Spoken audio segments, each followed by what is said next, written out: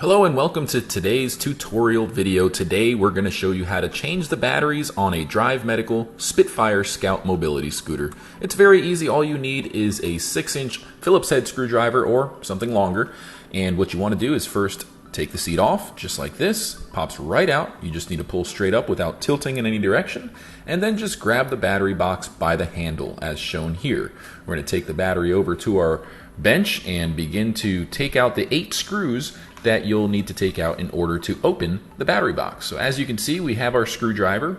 We recommend putting the box upside down, and we're pointing out the 8 different holes. I will mention that on this battery box, we did not have 2 plugs. Usually there are 2 plugs right in the middle 2 holes, and those 2 plugs need to be removed with a set of pliers. If you don't see the 2 plugs, it's going to make the job a little easier. Otherwise, just take the plugs out of those middle 2 screw holes with a pair of pliers, and then just use a long screwdriver like we're doing here. We're fast forwarding just to save time, and we're just taking out all 8 screws. Once all 8 screws are out, we can tip the box over carefully to let the screws fall out. Don't lose the screws. It's important that you keep all your screws. And as soon as the screws come out and we tip the box over, we'll be able to open the box and expose the 2 12-volt batteries that we're going to show you how to change. For this video, we're not actually going to change the batteries. We're just showing you how it's done because these batteries are actually new. But as you can see, we are able to take the lid off now, and the charging port is in the front as well as a breaker reset switch. All the wiring gets plugged into the charging port and the breaker reset switch in a particular way, so make sure you pay attention to how the wiring is all set up in case you need to change out wiring. You can order replacement wiring kits. It's a pretty straightforward process to just change the batteries. There's a black and a red cable that connect to the positive and the negative of each 12-volt battery. We do recommend putting Velcro strips underneath the batteries just to keep them from wiggling. But all you need to do is take out the clip for the positive and the negative on each battery. Be very careful that you don't let the 2 connectors touch each other and create a short. But essentially, all you need to do is take one battery out at a time and put the new batteries in with the same wiring clips attached in the same orientation. You'll notice the battery on the right has a fuse built into the positive. And if you need to change the fuse, you can just cut that heat shrink and put a new fuse in there. If your batteries are swapped and they still don't work, it's important to check the fuse to make sure that you don't have a burnt fuse.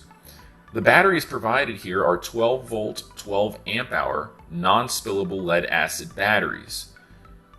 You can purchase these batteries right on our website, visit our parts department and go to the battery section, or call our parts department and ask them to get you a quote on a new set of batteries.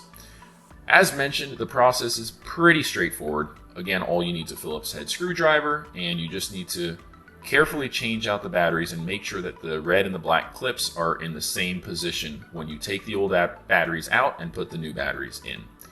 So now we're just going to turn the box upside down again and start putting the screws back in. And it's as simple as that. There's really nothing to it. Once you have the batteries connected, you can go ahead and put the battery box back onto the scooter, and it should work fine. If it's not working, we have plenty of troubleshooting videos that include a battery testing video to see if the batteries you have are just not able to hold a charge. It's actually really common sometimes for batteries not be able to work under load, which means when you're giving it throttle, it's just not able to provide the necessary voltage to operate the scooter. Batteries might seem fine, but if they can't operate under load, then they're damaged. Check out our YouTube channel for more. Thanks for watching. Have a great day. Before you go, please don't forget to visit our website, mobilitydirect.com, and click on the green button that says Free Catalog to claim your very own free catalog. Just fill out the short form and it should get to you in about a week or 2 max. I just want to take this time to personally thank each and every one of you for watching this video. We couldn't do it without our subscribers. So if you like our content, please go to YouTube, search for Mobility Direct, and subscribe to our channel. You can enable notifications. That way you'll get notified whenever we release new videos. We're constantly making great videos. We have tons of playlists that range from repair videos, unboxing videos, research and development, and much, much more. If you like this video, please feel free to give it a thumbs up and ask any questions in the comments section below. We love hearing from our audience, whether it's feedback, comments, or suggestions for a new video topic. We love hearing from you.